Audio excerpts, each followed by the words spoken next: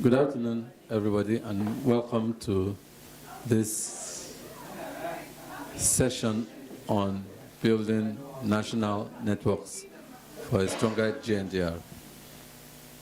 Because we have such a short time, I would like to go straight to introduce ourselves. I would like to ask my co-presenter to introduce herself, and then I'll introduce myself, and then we'll go straight into the slides.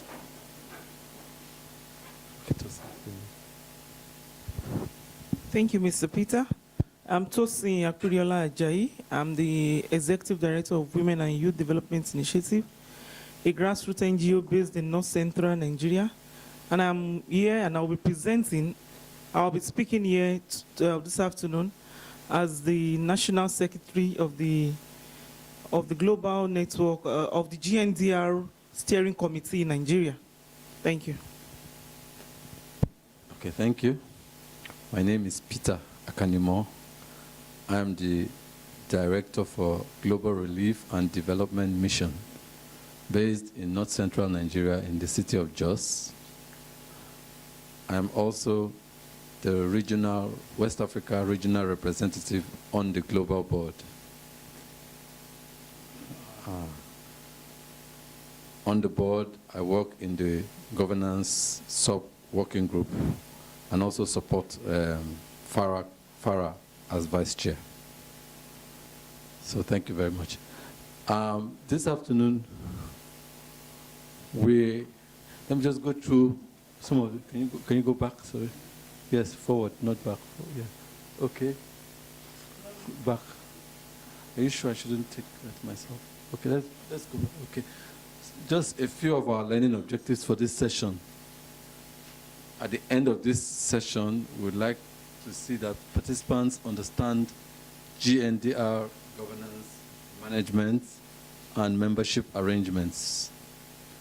We also would like to see participants become aware of some existing models of country-level networks within GNDR.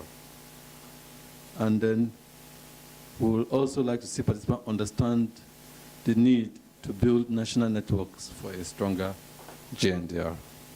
Thank you. Okay, let's take a look at the governance and management and membership arrangements within GNDR. Before you go on with the slides, I'll say that basically GNDR has a global board and then has a secretariat and then has the membership. Now, the global board functions as GNDR executive decision-making body and is mandated to act on behalf of GNDR members. The global board ensures that GNDR is operating in accordance to its mandate, strategic objectives, core values, and charities legislation.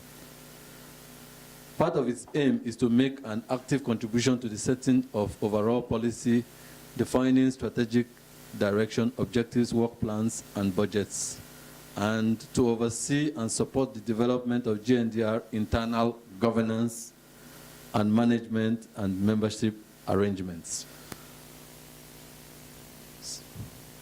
Now,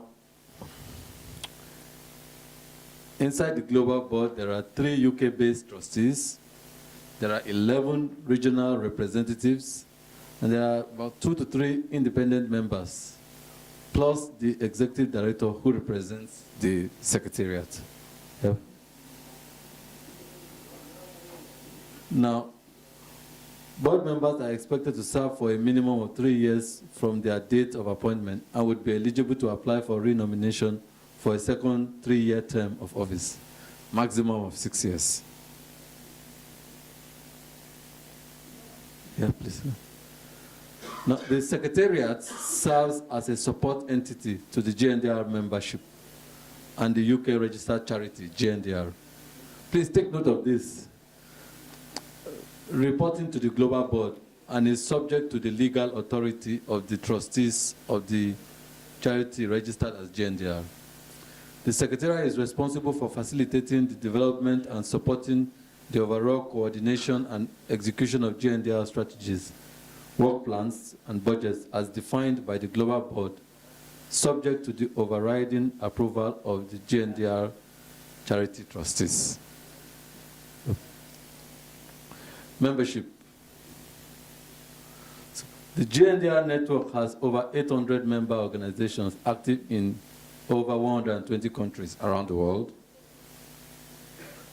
Organizations and individuals can register for full membership upon successfully completing a membership application form, either submitted online via GNDR website or through email or postal application to the GNDR Secretariat.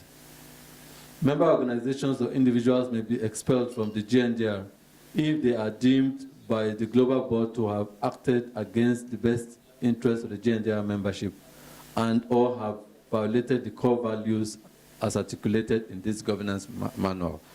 These material are taken from the GNDR governance manual.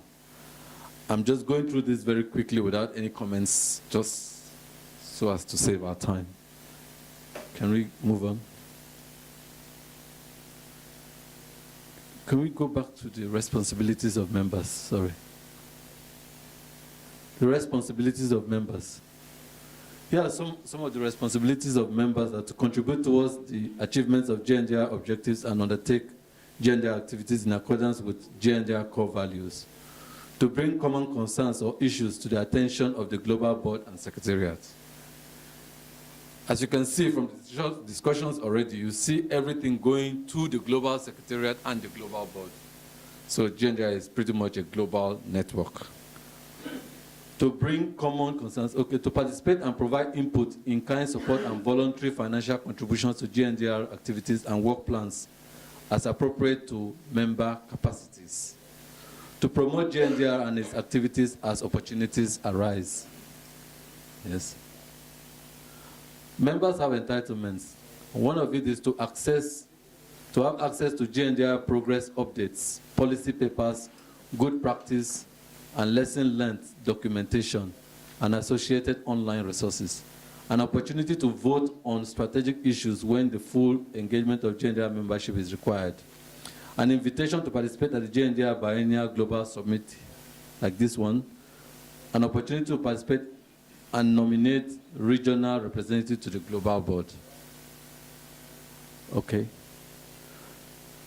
Okay, I'm just going to pause and say that, okay, I would like us to look at already, even though GNDR is not yet starting up national networks around the world, already GNDR members at country level in different countries are already mobilizing themselves and beginning to operate as networks within their countries.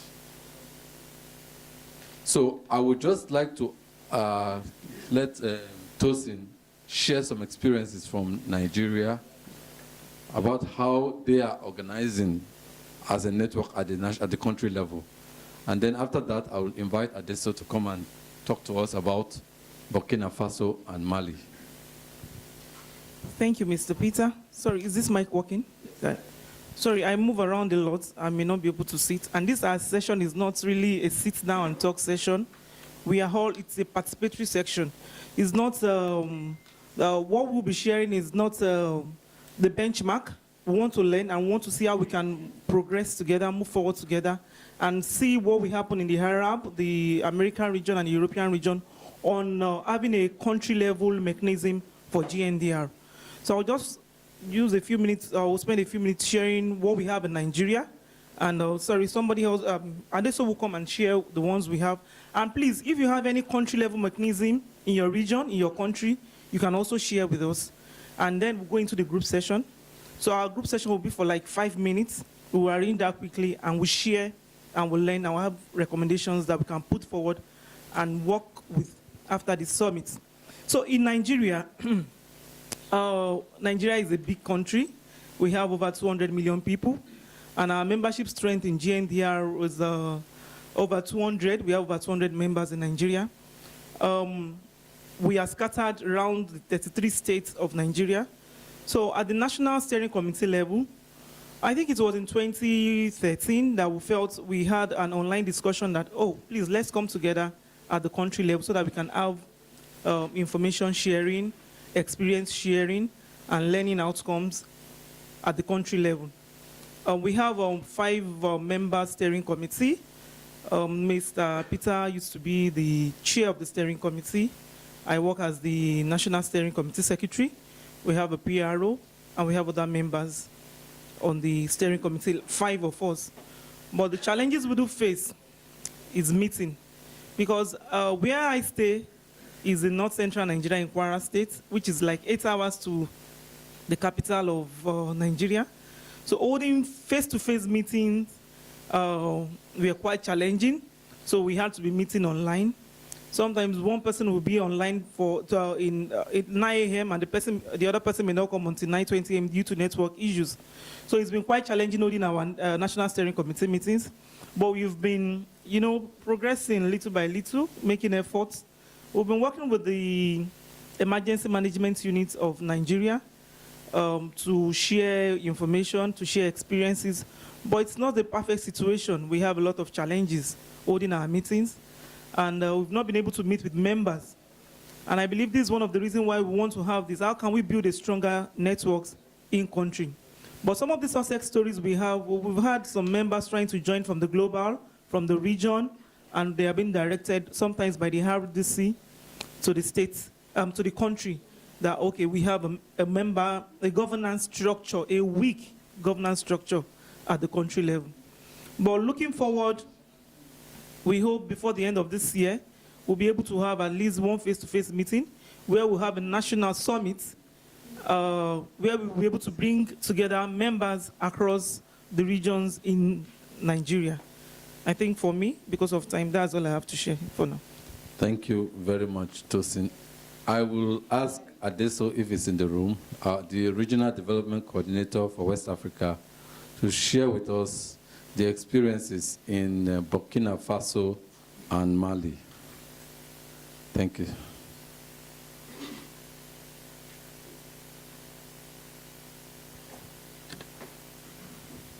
Thank you, Peter. Good afternoon, everybody. I'm sorry, I would have liked to speak French, but today I know the two languages that have been planned are English and Spain, so I feel obliged to speak English.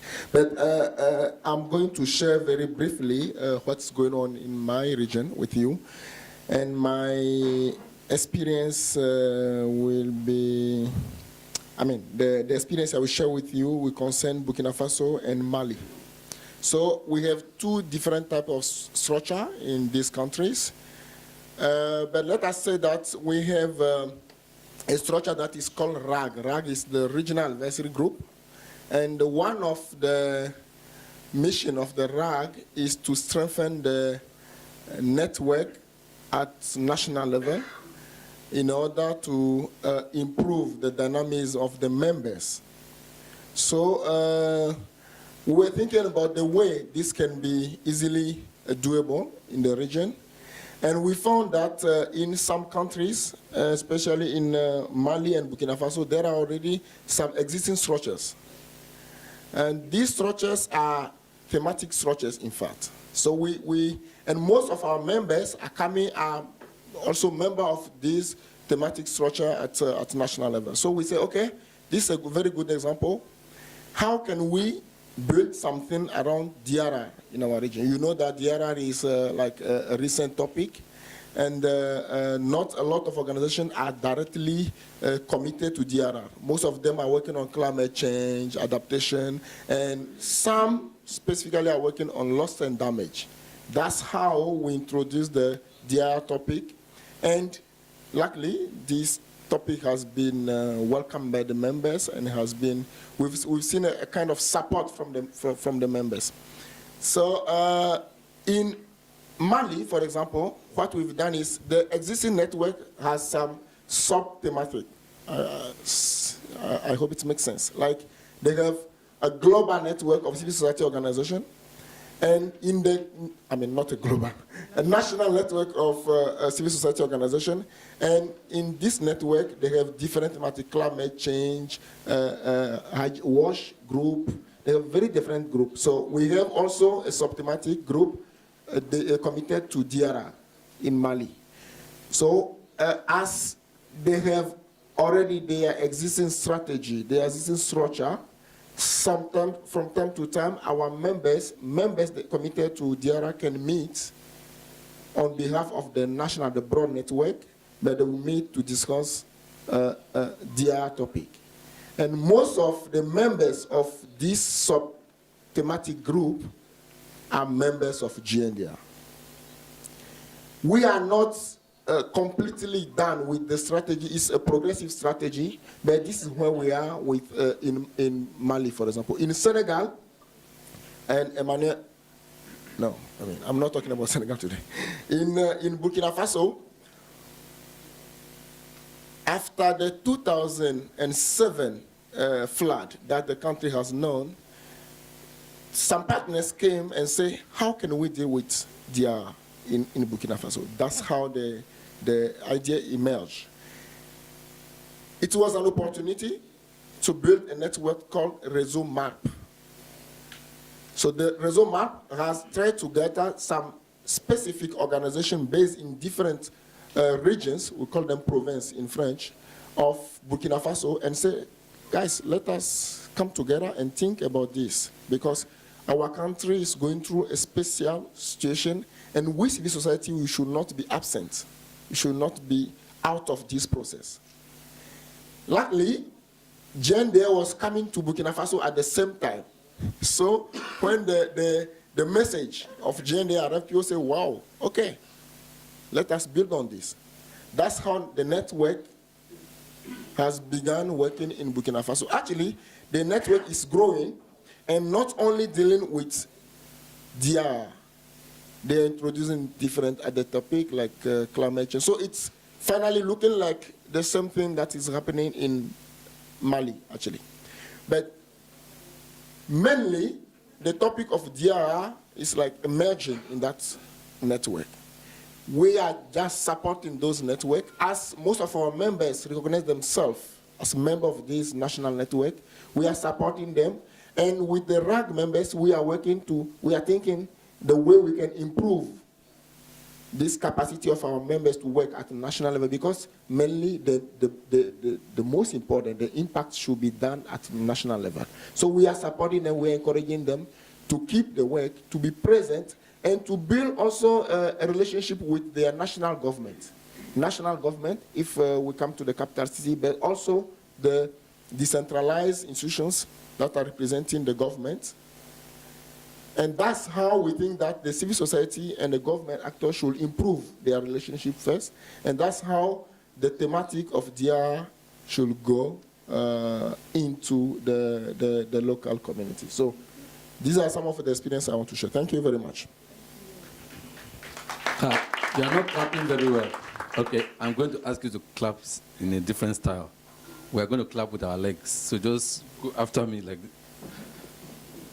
Let's go. Faster. You don't know how to clap with your legs? Yes, faster. Thank you very much, Adessou. I'd just like to highlight a few things from the sharing, and then we're going to go into some group work around our tables to discuss the need or otherwise for national networks. But before we go to that table work, I'd just like to draw your attention to the structure for national networks within this thing. In Nigeria, she mentioned that there is an existing steering committee.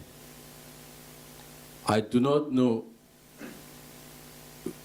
if Adessou mentioned anything about, he was talking about how it is structured. It's like there are other arrangements within the Mali and Burkina Faso that GNDR members are taking advantage of. And what we need to be thinking through is about how do we organize within countries. Because at the global level, you can see we have the governance arrangements, there's a global board, and then we have the support entity, which is the secretariat, and we have the rest of the membership. And the secretariat has extended itself into the regions. So that's a very clear structure at the global level going down. Now, at the national level, what kind of arrangements should we have in place to enable us strengthen our actions at the national level? This is what we want to be thinking about. So I am going to just let you go in tables. We would like to discuss the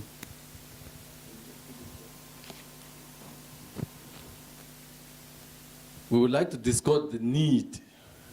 Do you think there is a need to strengthen GNDR at the national level, to build national networks of GNDR at the national level? So talk with your table friend.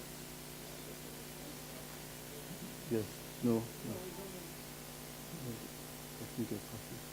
So you just, maybe we should forget about this and just go in our table. What we want to discuss is there a need? Would you agree on your table that there is a need to develop and strengthen at the national level? If your answer is yes, what are your reasons? You can discuss and put together a few reasons within each table. Can we have it this way, please? Hello? Please, let's talk about time. Let's have it this way. Can you table talk about the challenges of having a national network? The other table talk about... Oh, sorry. Okay, we have 3 points we would like to get feedback from, and then we want the recommendations to come from you. So we want, the point number 1 is challenges of having a national network. I've highlighted some of the challenges we are having in Nigeria, and we've heard from Adessou the fact that it's not a GNDR network per se, but it's a network that has GNDR members in it. Which one do we want? Can we just talk about challenges of having a national network? What are the benefits? Are there any benefit? Do we need to talk about this at the level of GNDR? Then the recommendations. So please, I would just like, maybe this table talk about the challenges, this table talk about the benefits, and maybe the last table there, you can please just talk about the recommendations that you can have for us that we can work with after this summit to have a national network, if we agree to have one. Do we get it, please? Please, just 5 minutes. 5 minutes. And one person will come and present 2 minutes. So maybe, please, can you just join the table? Yeah.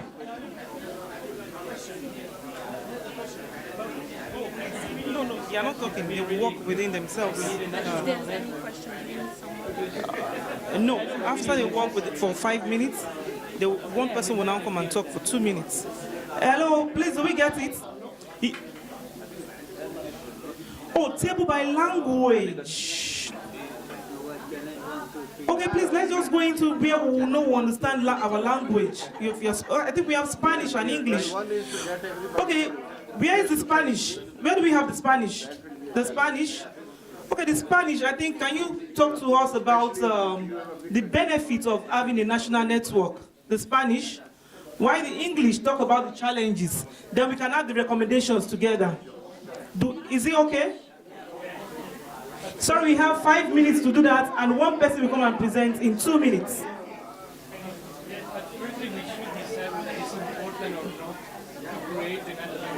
Exactly, that's what we are doing. So you can go into this group and discuss that. We'll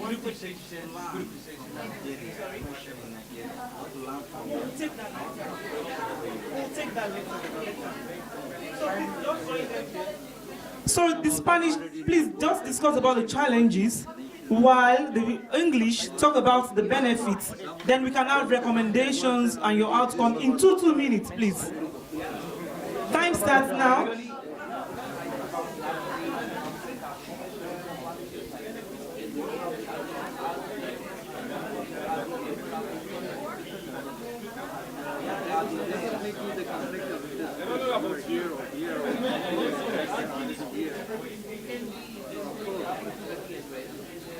there are opportunities with the challenges we are there, say, in Pakistan, just give one example, we have